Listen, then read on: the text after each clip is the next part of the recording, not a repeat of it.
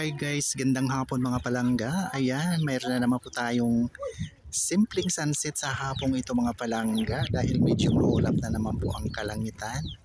Pero okay lang po dahil maganda naman.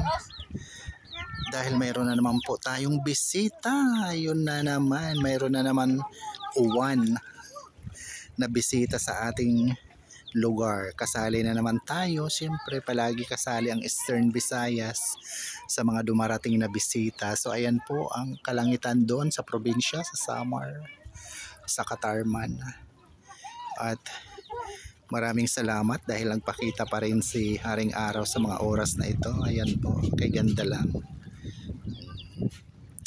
Natakpan siya kanina, yung nasa taas na ulap, natakpan siya pero nagpakita siya dito sa baba. Kaya thank you at mayroon ulit tayong sunset sa hapong ito. Kay linaw lang ng karagatan, kay payapa. Sana hindi siya masira. Hindi mag-alwan. So yun, ganyan lang sana kagandang ating karagatan.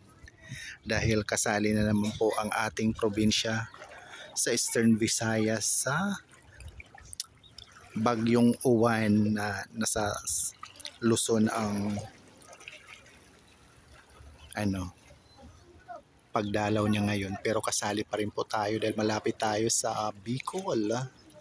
So yun, kaya ingat lang po tayo. So yun guys, at pawalaan na ang sunset dahil ayun po may ulan na doon sa island. Yan umulan na sa island. Ayun, kaya makakarating yan dito sa sunset. So sana wag naman matakpan. Kaya ayun po mga palangga, maraming salamat muli sa patuloy na pagsubaybay palagi sa aking mga mumunting video sa Ramil Javier Ella Vlog. Yan, mag-iingat lang po tayo sa bawat kanya-kanya natin lugar na kinaroroonan muli. Magdasal at yun lang po ang ating panangga sa lahat ng mga dumarating na pagsubok sa atin. Lahat. Yan. Yun po. So yun guys, medyo naglamlam na doon. So yun, ano kaya yung yan, nakakatuwa naman tingnan tong tatlong to. So ayun po guys, love you all, God bless us all po. Muli, kita-kits sa susunod kong mga video. Ang ganda na sana ni Haring Araw. Yan, ayun po.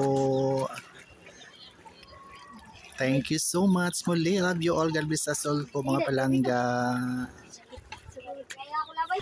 Ayan, bye for now. Yan.